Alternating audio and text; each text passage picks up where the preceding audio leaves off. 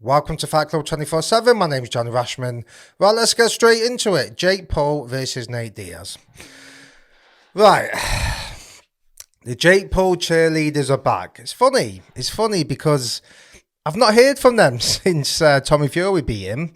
Right. And the lead up to the fight, it was non-stop, constant, daily abuse.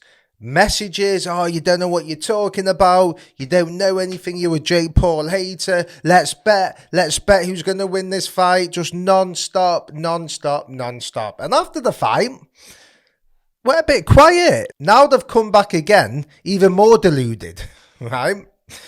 Look, to be honest with you, I actually don't mind the fan base, right? They're supporting Jake Paul. It is what it is. I'm trying to educate these people, right? Some of them I engage with on my socials. I've actually become friends with some of them, to be honest with you, but it's just the deluded ones who just, for whatever reason, just listens to everything Jake Paul says. And it's like, it's scary to think that you're going to listen to someone who's just putting out content to manipulate you. That's what he does. And to be fair, he's fucking good at it. He's a fantastic self-promoter, right? But the thing with the Tommy Fury fight, as I said before, Jake Paul is at a level. He's never going to be a world champion. He's never going to have a legitimate boxing career where he's regularly fighting professional boxers. He's found his level with MMA fighters. And let me tell you something. That's nothing to be laughed at. He still has no business beating these fighters, right? Especially where he's come from, right? And I've always said, you've got to give him credit. People are talking about this Nate Diaz fight now. Oh, he's going to beat Nate Diaz easily. He's too big. He's a much better boxer. Like it's a mismatch. It's just unbelievable. I think people have amnesia with Jake Paul. It's very simple. Every MMA fighter he's been in with, bar Ben Askren, he has struggled with. He's gone life and death. The first fight with Woodley was on the verge of being stopped. The rope stopped him from going down. What should have been counted as a knockdown. I think he win a split decision then. The second fight, he was horrendous. He was losing the fight and he came with that overhand right. Anderson Silva, 48 years of age, he went life and death with, right? Tommy Fury, obviously professional boxer, he struggled with, right? So What are you seeing to suggest that Jake Paul is going to absolutely dismantle Nate Diaz? What have you seen? It's going to be the same thing as usual. You know what Jake Paul's going to do. He's awkward. He's horrible to watch. He's got this farm boy strength. He's scrappy. He goes in with his head. His boxing skill isn't great, and he just looks to land the overhand right. That's all he does. It's his only playing down. He looks to land that overhand right. Now, people haven't done the research with Nate Diaz, right? Nate Diaz has boxing experience. He might not have professional fights, but he was Andre Ward's sparring partner for a sustained period of time. Now, let me tell you something. Andre Ward is no mug. He's one of the greatest fighters of all time. You ain't sparring him if you've got nothing about you. Believe me, right? This isn't like what Jake Paul says when he says, oh, I'm sparring world champions, and they're just playing the game because they're getting paid and publicity, and they're going to say he's the greatest thing, aren't they? That's what they're going to say. But we don't see footage of it. There's a reason for that. He isn't sparring world champions. He's not good enough to spar him. And if he is, they're just playing with him. Like when he was supposedly sparred with Lawrence Okolie. Okolie would have played with him, but he's not going to come out and say that because he's going to respect Jake Paul, right? Difference with Nate Diaz, he was legitimately Andre Ward's sparring partner, right? So he has boxing experience, right? Granted, he's not a world-class boxer, right? But he throws volume of punches. He's a southpaw, right? And he will outbox Jake Paul for large parts of the fight. He'll outbox him. If he turns up in shape, he'll outbox him, right? But the thing is, will he be able to avoid that big right hand? Will he be able to do it? Because the MMA fighters, the ones who are fighting him at the late stages of their careers, don't seem to be able to avoid it, right?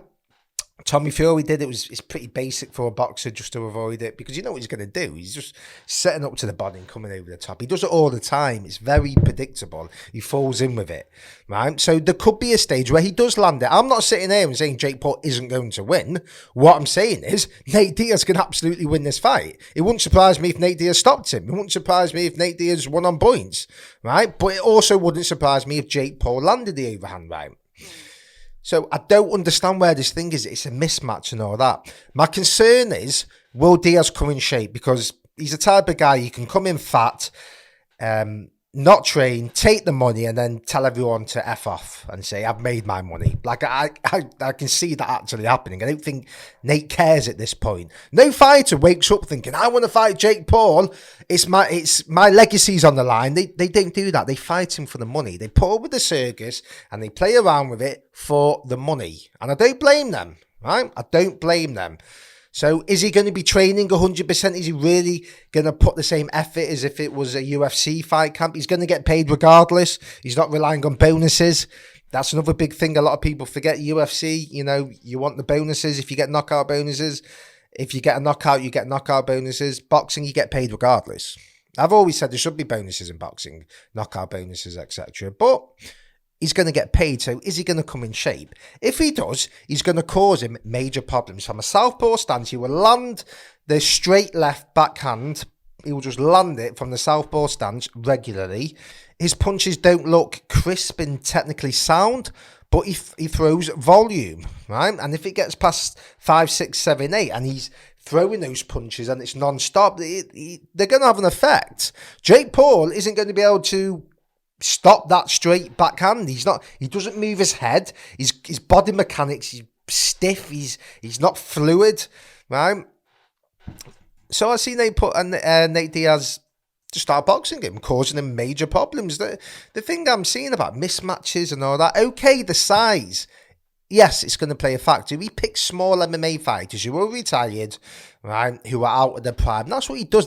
This is Jake Paul's level now. We just have to accept it. Stop listening to the bullshit of, I'm going to be a world champion, I'm going to dedicate myself. It's all crap. It's all designed to manipulate you into manipulating his followers who don't really understand the sport. It's not me having a go at you. I'm just saying, if you've only watched boxing because of Jake Paul, how the hell are you going to know about a sport? So if he's telling you he's going to be this, he's going to be that, you're going to listen to him, aren't you? Right? I'm telling you the truth here. He ain't on that level. He's never going to be on that level. And that's to be expected, considering where he started. He's only started for a few years. Where he's got to in that short space of time, I take my fucking hat off. Right? That is impressive. He has no right fighting Nate Diaz. He doesn't, right? So you got to give him respect. But the fight, for me, is a competitive fight. If Diaz turns up in shape, it's a competitive fight. It's a 50-50 fight. Nate Diaz will outbox him. He'll outwork him. The big thing is, will he be able to avoid the big right hand? That's all he's going to do, Jake, because Diaz could leave his glove down, it could happen and he could get caught. So I'm not saying that's not going to happen, but let me tell you something, right? All these people think Jake Paul's going to outbox Nate Diaz. It's a load of bullshit. He was sparring Andre Ward for years, right? One of the best boxers in the world. What's Jake Paul going to bring to the table apart from scrappy and awkward and that's elephant sloppy overhand right? What? There's nothing he's going to bring. So don't be manipulated. But it's a good fight. And I'm actually sat here and I'm actually going into this. Actually, I don't care if Jake Paul wins or not. I'm not, it's not like a Tommy Fury thing where that was for boxing, where people, it had to be proved that he's not going to beat a professional boxer, right? That's what happened there. But this fight, I don't mind if Jake Paul wins it. I give him respect for taking it. I'd like Nate Diaz to win it, right? But I'm not really looking at it thinking I want one fighter to win. I don't really care who wins, to be quite honest with you. And I'm looking forward to it to an extent. This is what Jake Paul is now. This is his level. This is what it is. I have no problem with it as long as he shuts his mouth and stop yapping and manipulating people that he's going to do this and he's going to do that and he's going to reach world title level and all this. He's going to fight Canelo. It's just all shite so he can get views and likes and clicks on the internet. He's a master of it. Right? So stop listening to it. But I'm looking forward to the fight. Right. I want to address Nate Diaz's altercation last week. I've been a bit vocal on it on my social media. I thought it was a bully boy move by Diaz. A trained MMA fighter, right, shouldn't use their skills, just like a boxer, in a street fight, unless right? And I say unless they are being physically threatened. I'm seeing people in my comments, well, if you walk up to an MMA fighter, it's fair game. What are you talking about? I know plenty of MMA fighters just as tough as Nate Diaz, right? And they would have just told this guy to get back. And then if he put his hands on him, different story. It's fair game. Right, I understand it if the guy's physically threatening him. This bloke, whoever he is, I don't even know his name, he's a Logan Paul lookalike, walked up to him, but he didn't walk up to him in a threatening manner. You can see his hands are up, right, trying to reason with him. He's not grabbing him. And then that's what I see in the camera angle. Then the camera does go down a little bit. And then the next thing, he's choking him. So context is everything. If I see anything that suggests that this guy was threatening Diaz or he put his hands on him, then I'll change my mind. But it's not acceptable for Nate Diaz to go around choking people out. It's not acceptable. Who do you think he is? Not gangster, right? How would you like if that was you? If you're trying to reason with someone and he's choked you out, not acceptable, right? And that's what I'm only going off what I've seen, right? I don't have an agenda against Nate Diaz. I've always been a Nate Diaz fan. I've watched him since 2007, right? Why would I have an agenda against him? I'm just going to say it how it is. If I see anything different, contrary to what the video footage shows, because there might be different angles, then fine, I'll hold my hands up. But you can't go around choking people out for no reason. People say, oh, we didn't knock him out, he choked him out. He could have banged his head, he could have choked on his tongue. It's ridiculous. You just don't do that, right? So let's see if anything comes out. But let me know your thoughts. Jake Paul, Nate Diaz, who wins? Like, comment, subscribe, let me know.